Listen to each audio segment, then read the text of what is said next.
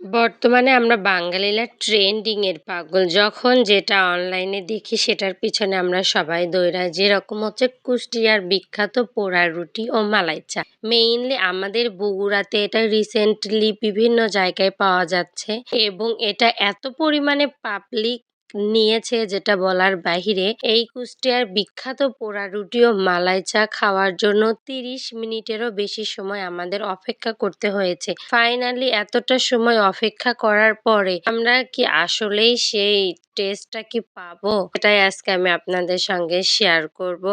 আসলে এই কুষ্টিয়ার বিখ্যাত পোড়া রুটি ও মালাই চা খেতে কেমন এবং সব জায়গাটাই কি আসলে ভালো নাকি হুজুগে সবাই ভাইরাল হওয়ার জন্য করে এই মালাই চাটা সেল করতেছে। সন্ধ্যার সময় গিয়েছি তবুও ওনাদের মালাই চাটা অ্যাভেলেবল ছিল না, মালাই শেষ হয়ে গিয়েছিল। তারপরে ওনারা বললো যে নর্মাল চাটা নেন, ভালো লাগবে, স্পেশাল করে বানিয়ে দিব আমরা। তো আমরা ওনাদের নর্মাল চাটা ট্রাই করি। এই যে মাটির কাপে চা খাওয়ার যে একটা অনুভূতি, একটা অ্যাস্থেটিক ফিল দিবে, তাই না?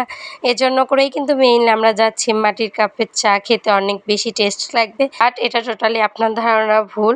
এখানে শুধু মাটির চা কাপটা অল্প সংখ্যক ছিল।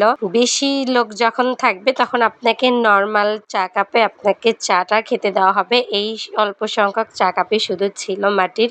খুবই সুন্দরভাবে চাটা রেডি করতেছিল, বিভিন্ন রকমের মশলা, এনাদের এগুলো সিক্রেট মশলা। তো দেখতে খুব ভালোই লাগতেছিল এবং আমিও খুব এক্সাইটেড ছিলাম চাটা ট্রাই করার জন্য। এই যে এনাদের চার, এটার নাম ছিল টি পার্ক। এখানে আমরা আরো দেখতেছিলাম অনেক লোকজন, অনেকেই বিশেষ করে দেখতেছিলাম ফ্যামিলি নিয়ে সবাই ট্রাই করতে এসেছে।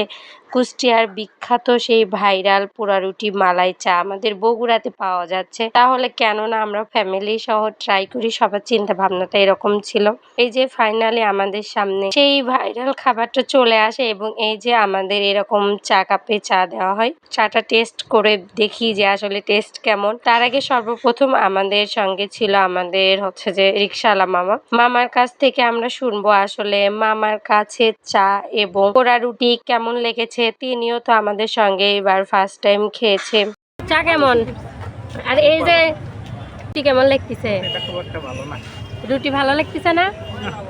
এই তো মামার মুখ থেকে তো আমরা শুনলাম আসলে মামার কাছে কেমন লেগেছে এবং আমি নিজে একটু ট্রাই করে দেখি কেমন। সত্যি কথা বলতে যে পোড়া রুটিটা ছিল, রুটিটা একদমই ফ্রেশ ছিল না। আর ফ্রেশ হলো আমি বলবো রুটিটা একদম নর্মাল লো। রুটিটা আরো একটু ইমপ্রুভ করতে হবে, কেননা এরকম রুটি যদি আপনি কোনো ক্লায়েন্টকে দেন, মনে হয় না সেই ক্লায়েন্ট নেক্সট টাইম আর আপনার ওখানে এই পোড়া রুটি খাওয়ার জন্য যাবে। যাই হোক, চাটা মোটামুটি ভালো ছিল, অতটাও যে ভালো আমি সেটাও বলবো না, মোটামুটি লেগেছে। বাট এই পোড়া রুটিটা আমাদের কাছে একদমই ভালো লাগেনি। Totally disappointed. কারণ 30 মিনিট অপেক্ষা করেছিলাম শুধুমাত্র এই চা এবং পোড়া রুটিটা ট্রাই করার জন্য। আমি বলবো অবশ্যই আপনারা এই জিনিসগুলো আরো একটু ইমপ্রুভ করার চেষ্টা করবেন। কার কাছে কেমন লেগেছে জানি না, কারণ এক একজনের টেস্ট বার এক এক রকম। আমি আমারটা আপনাদের সঙ্গে শেয়ার করলাম। যারা ট্রাই করেছেন অবশ্যই কমেন্টে জানাবেন আপনাদের কাছে কেমন লেগেছে।